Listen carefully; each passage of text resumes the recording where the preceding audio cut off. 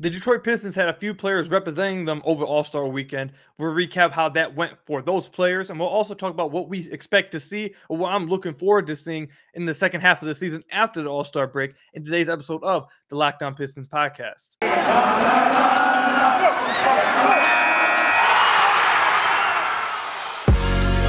You are Locked On Pistons, your daily Detroit Pistons podcast. Part of the Locked On Podcast Network, your team every day. What's the deal? Welcome back to another episode of the Locked On Pistons podcast. This episode is brought to you by BetOnline. BetOnline has you covered this season with more props, odds, and lines than ever before. BetOnline, where the game starts. Per usual, I'm your host, Ku Kahil. You can find me over on Twitter at Ku Kahil. If you haven't already, make sure you go check out our YouTube channel at Locked On Pistons, obviously. If you have not already, hit that subscribe button. We are on our way to 2,000 subscribers. I believe we're just a little over 200 subscribers away. So let's go ahead and show Locked On Network we are the fastest and best growing fan base at the Locked On Network. And also, I want to thank you guys for making Locked On Pistons your first listen of every single day. We are free and available on all your podcast platforms. So on today's podcast, this is the first podcast after the All-Star Week. I recorded a mailbag episode for you guys, so if you guys haven't checked that out over the weekend, I released that on Saturday. It may have been lost in the shuffle because, it's All-Star Weekend. Some of you guys may not have been looking out for some Pistons content, but I did drop that. I answered a lot of you guys' questions. If you guys want to go check that out. But this is the first podcast after All-Star Weekend. And the Pistons did have a few guys representing them this weekend.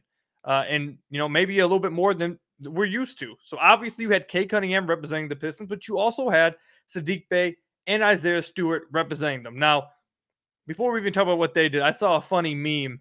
I believe I saw it on Twitter. It may even been on TikTok or something. But I saw a funny meme. It was the SpongeBob episode where SpongeBob and Patrick are running outside and they look like they're having fun.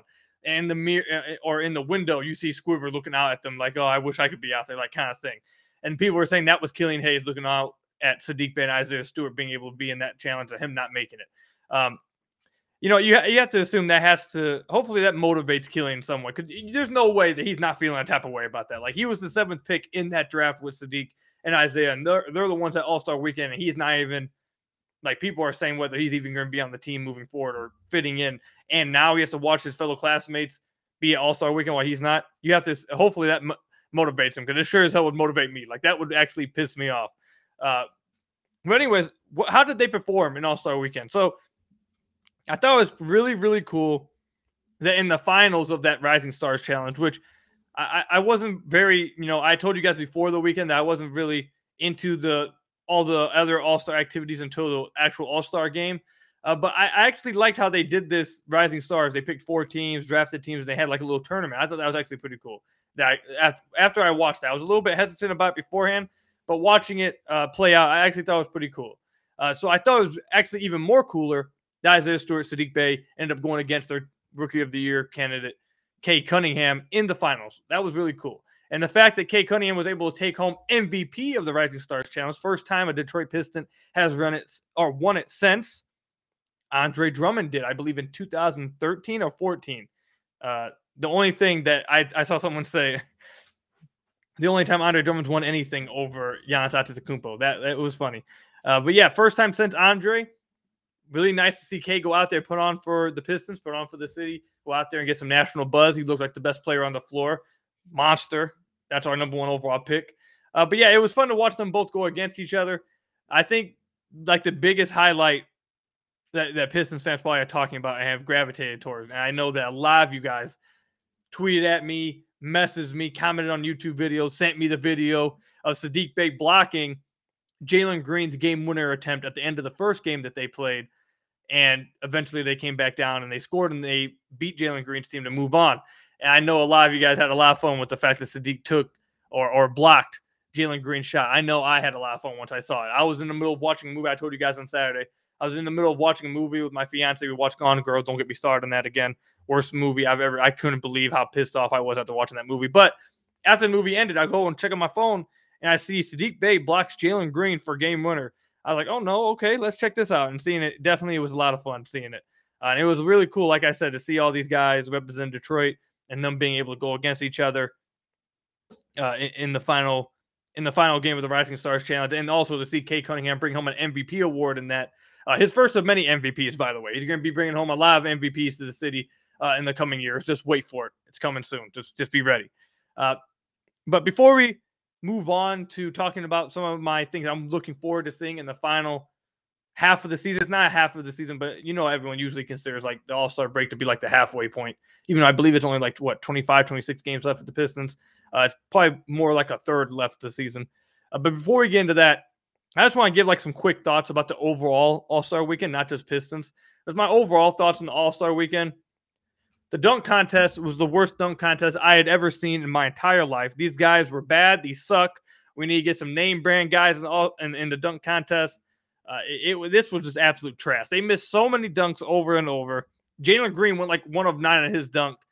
Like it was bad. It was the worst dunk contest I had ever watched. And the dunks they ended up having to do was awful. Cole Anthony dancing in the Timbs. Like, I don't know what that was before his dunk that he didn't even end up being able to complete on like the first 2 tries. Like all of it was just bad. The dunk contest was absolutely embarrassing. It was so bad that the champion was automatically given to Obi Toppin because JTA couldn't even get himself a worthy dunk to get off. So it was just like he put on the Jason Richardson shirt and couldn't even get up off the ground. It looked like he couldn't even jump. Disrespect to Jay Rich. It was just bad. So the dunk competition, trash. 3-point contest, really cool to see former Piston Luke Kennard performed really well in it. I thought he was actually going to win it, but Karl Anthony Towns went psycho. I think the 3-point competition actually suits him because he doesn't jump off the ground. He just, he uses all upper body strength. It was just like pretty easy for him. So he's not going to get tired as fast as other people. So, but he definitely put on a show. What did he get? 29, 30, 20? I think he got 29 points on there. That was pretty cool to see. That was a dope experience right there. And then obviously the little, I don't think do they call it the Taco Bell Skills Challenge still? But seeing the cat, I don't like how they ended it. How they ended that was stupid, I think. But it was cool seeing Cade and the rookies in there. Cade took it a little too serious, trying to have a little fun out here. But either way, overall, I'd say this All-Star weekend, and I'm not going to talk about the All-Star game because I'm recording this at the halftime of the All-Star game, so I can't wait to see the second half of this once I'm done. But before everything outside the All-Star game, I think I have to rate this like a 6 out of 10 All-Star weekend, maybe even a 5. Like, it was just bad. The Rising Stars was okay, was fun, okay. You got to see some Pistons, but the 3-point contest was cool. But the dunk contest is like supposed to be the big main event, and the dunk contest is the worst dunk contest I had ever witnessed in my entire life. It was utter trash, and that just has to make this like one of the worst All-Star weekends I've been a part of. It was just the dunk contest was literally that bad. Like, if I could rate it, it would be like a -5 on the 1 to 10 scale. That's how trash that was. Absolutely booty. I don't know, like the dunk contest that me and my boys used to do when we loaded the rim to 9 feet back when we were in high school. Those dunk contests right there were more lit than the things I was watching in this dunk contest on TV. Like, it was just embarrassing. Embarrassing. If it's not going to get any better than that, I'm in favor of just straight up canceling the dunk contest. Like, it was just that horrific. But anyways, enough of all that. When we come back, I'll tell you guys about some things I'm looking forward to seeing in the second half of the Pistons season coming out of the All-Star break, coming back from this ad break. But first, I have to tell you guys about one of our sponsors, your guys' favorite sponsor, Built Bar. This is the time of year that I've pretty much given up on all my New Year's resolutions, but not this year. I'm sticking to my resolution to eat right thanks to Built Bar. It almost feels like it's not even really a resolution because I actually enjoy eating them. Have you ever tried the Puffs bar? If you haven't, you're missing out on one of Built Bar's best tasting protein bars. Puffs are the first ever protein-infused marshmallow. They're fluffy, they're marshmallowy, and they're not just a protein bar. They're an absolute treat. And they're covered in 100% real chocolate. In fact, all Built Bars are covered in 100% real chocolate. Yes, 100% real chocolate. Low calorie, high protein. Replace your candy bars with these. They taste better. They're better for you. A typical candy bar can be anywhere between 200 to 300 calories. Go to Built.com, scroll down to the macros chart, and you'll be absolutely blown away. High protein, low calories. High fiber, low carb.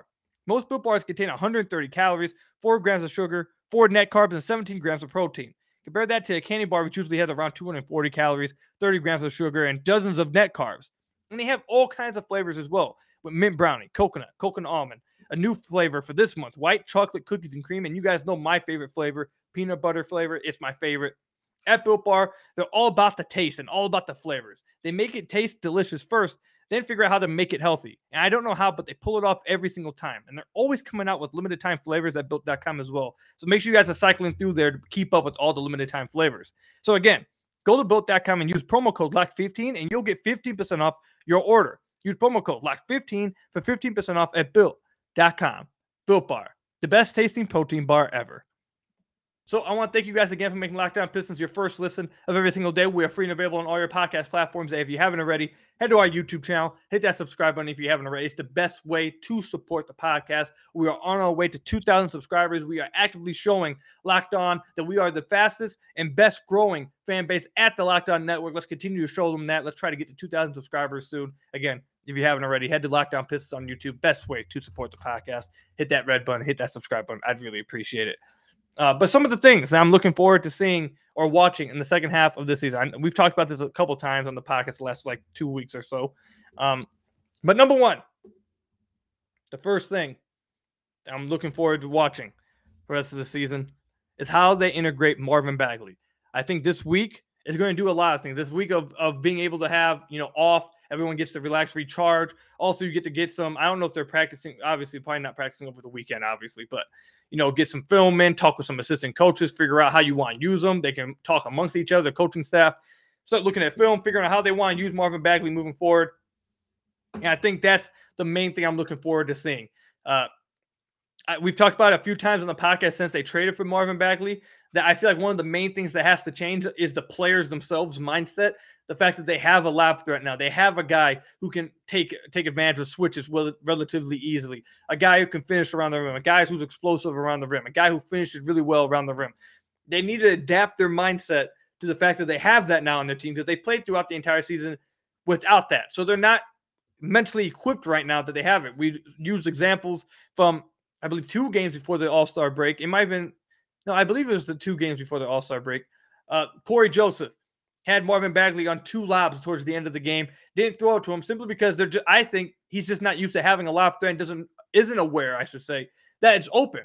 So, and there's a few times as well that Marvin Bagley got switched out onto, who was it? They were playing the Utah Jazz. It was Raul Neto.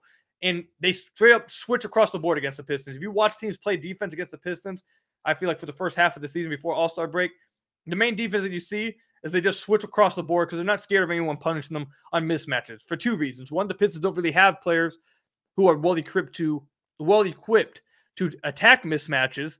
They have some. Cade obviously can take advantage of some. Jeremy is relatively okay at doing that when he has a guard on him in the post. But outside of that, they don't really have it. And also, too, and I think the biggest reason is their IQ is lacking and they just don't attack mismatches. The Pistons don't recognize mismatches. I don't know if you can just blame that on them being young. I feel like that's something that you should be focusing on as a coaching staff. The fact that you can see that teams are actively playing switch defense across the board anytime you do anything. If they're going to continue to put guards and guys who are much bigger than them, if they're going to continue to switch and put like the game against, I believe this was another game against Utah. Yeah, earlier in the season when they were just putting Bogdanovich and switching straight up across the board and letting Cade go at him one-on-one over and over and over, and Cade was just feasting on him. That right there, I came on the podcast, if you guys remember, that night and said how happy I was to see that because they actively attacked a mismatch that was available for him and attacked a mismatch that a guy of Cade's caliber could just have his absolute way with. And you don't see that very often. So those are I think the main thing I'm watching, and it kind of intertwines together. This is, I've brought up Marvin Bagley and the mentality. You guys probably sit in the back wonder, okay, cool, you're saying 2 things. What are you trying to say? They go together. In order to utilize Marvin Bagley better, I feel like, and what you need to watch for the rest of the season, is that they have to get better at understanding mismatches. They have to change their mindset. Once they do both those things, that will help Marvin Bagley. They're going to switch across the board. They're going to put guards on them. Lobs are going to be open. Dump-offs are going to be open. The dude's going to get underneath the paint. When he gets sealed off under the paint, you need to get to him quick so he can use his explosiveness to get a layup around the basket or a dunk before defense comes to help, before he has to try to do an ISO move or anything. Once he gets underneath there, get it to him. Get it to him. Get it to him. And again, I feel like that is going to come down to 3 things. Obviously, 1, Marvin Bagley asserting himself, which you've seen already. If there's one thing you can say about Marvin Bagley's thing, or Marvin Bagley's play thus far, what you've seen from him in the Pistons uniform, I believe he's only played 2 games, right? 1, I've said that you can clearly see he's probably going to be easily able to just get like 12 to 15 points and 8 rebounds off the bench if he really tries and you try to assert him in the lineup. Like that's how he's just like a walking 12 and 8 guy off the bench, I feel like. But if you've noticed one thing about him is the fact that he does assert himself already on a new team. He's not being scared. He's not hesitant. He's not going to the corner. He's not letting his teammates do the thing, not trying to step on any toes. No, he asserts himself instantly. He asks for the ball when he feels like he should get it, and he's attacking his matches, whoever's guarding him, and he's trying to score the ball. So he's going to continue to assert himself in the post. That's the first thing. Second, coaching staff has to help scheme him into ways to, take advantage of the explosiveness around the rim and his elite ability at finishing around the rim. But also, thirdly, players' mindsets have to change and adjust to the fact that they have Marvin Bagley on the squad. So those are, the overall point is I'm watching for Marvin Bagley and how they use him and how he played for the rest of the year. But it's like within that, it's like a headline, and then there's like multiple bullet points underneath it. And all those things have to happen, and they all tie together. Mindset, scheme, assertiveness, all those things tying together, and is what's going to have to help Marvin Bagley reach where Pistons fans think he has to go. If one of those things lacks, you're not going to see his full potential. If he's not as assertive, you're not going to see his full potential. If the coaching staff doesn't scheme for a new type of big man that they have, he won't be as successful. If his player or if his teammates don't change their mindset and adapt to the fact that they have this type of big, this kind of athletic big who's elite at finishing around the rim, he's not going to be as successful. All those things have to happen in order to make this happen or make things work with Marvin Bagley for the rest of the season. They shouldn't be trying to make him do too much ISO, too much trying to create his own shot. He's one of those guys, again, who can simply get 12 and 8 off of putbacks, dump-offs, alley-oops, and pick and rolls. Like all those things he could, without even asking, and mismatches. 5 ways.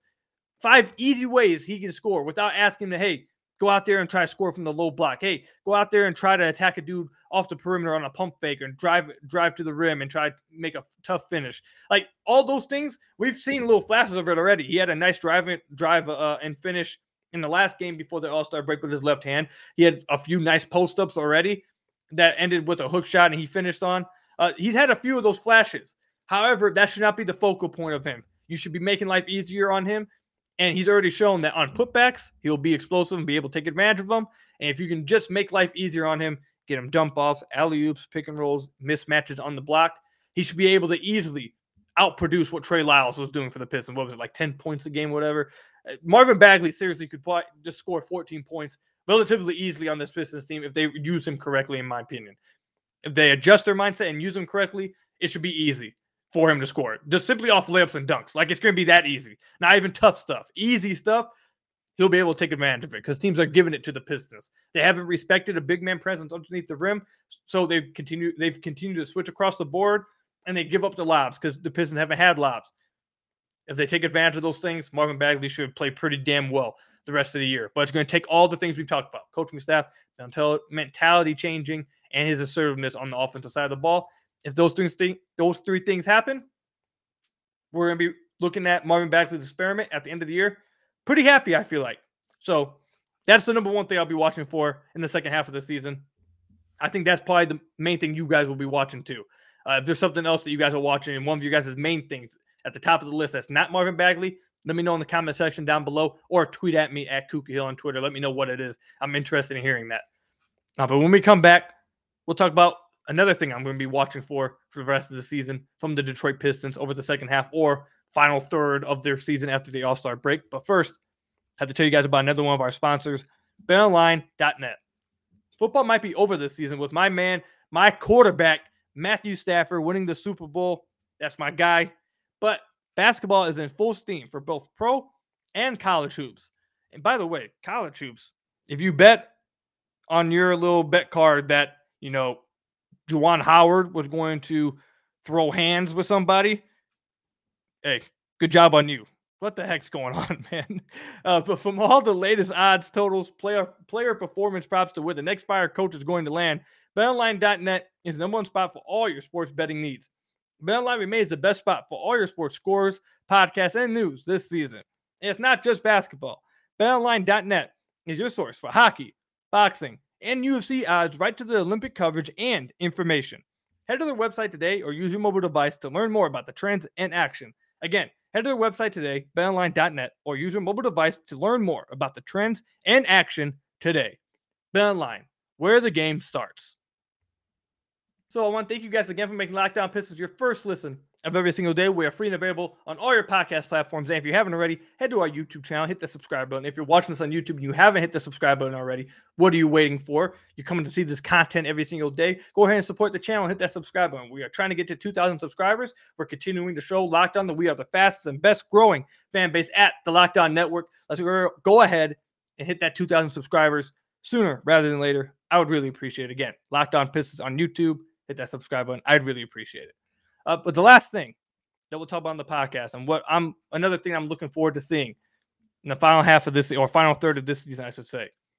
And this is probably not going to be your guys' thing. I'm sure some of you guys will feel differently. Some of you guys have other things at the top of your guys' priority list, or top of the things that you guys want to see. But I'm the host of this podcast, and this is what I'm looking forward to seeing. And I think you guys know what I'm going to say. And I want to see the play of Killian Hayes. Again, we've talked about this a lot on the podcast, and I've said this before. You guys are going to hear more about Killian Hayes on this podcast than you will on other podcasts because I believe in Killian Hayes, and I think higher of Killian Hayes than other people. However, I'd be sitting here lying to you guys if I sat here and said that his season or his second season has went exactly according to plan. It started off really good. I feel like people were starting to believe and see an archetype made for him because he was shooting really well from deep.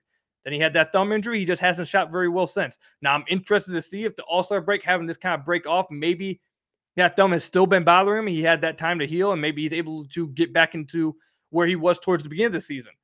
But either way, his second season hasn't went probably how he wanted it to go so far, how fans probably have wanted it to go, how the coaching staff probably has wanted it to go, how the front office has probably wanted it to go.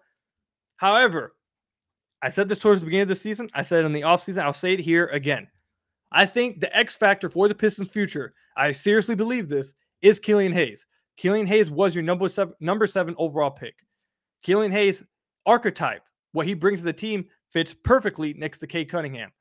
If you get a player who's able to develop some kind of shooting, develop some kind of scoring ability next to Cade with what Killian already brings, you're looking at a really damn good player. You have a player on your team right now on a rookie deal who's going to fill into that spot that you have at the two or the one, whichever you want to do. They're both going to play guard. But if you can have that filled in by a guy already on the team on a rookie contract that you picked out and you developed, that will be big for the Pistons, especially because they have this cap space, another draft pick coming along in the offseason. If you could feel confident heading into the offseason, if you could feel happy about how Killian Hayes ended the season, if you could feel like he's moving in the right direction over the final third of the season, if he's playing really well and he's taking it up a notch and he's starting to play more aggressive consistently, he's starting to consistently get to the basket, something we've seen flashes of over the past month and a half or so. He'll have really good games like the game, what was it, like 2 weeks ago when he scored 10 points in the fourth quarter against the Timberwolves, him attacking the basket over and over and over again, dunking on Karl-Anthony Towns, finishing with his right hand. You see those kind of things, and then he'll go 2 games where he just isn't that aggressive. You can see that consistently over the last 20 or something, 24 games, and you feel confident about that. You have a piece of the puzzle already filled in on your squad at a rookie scale. And let me say this too.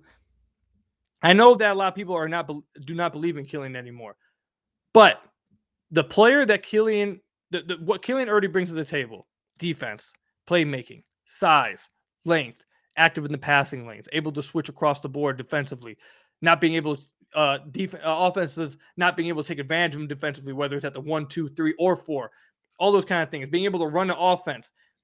If you combine all those things and you simply add either shooting or just any kind of scoring ability, you're looking at seriously like a top 70 player in the NBA.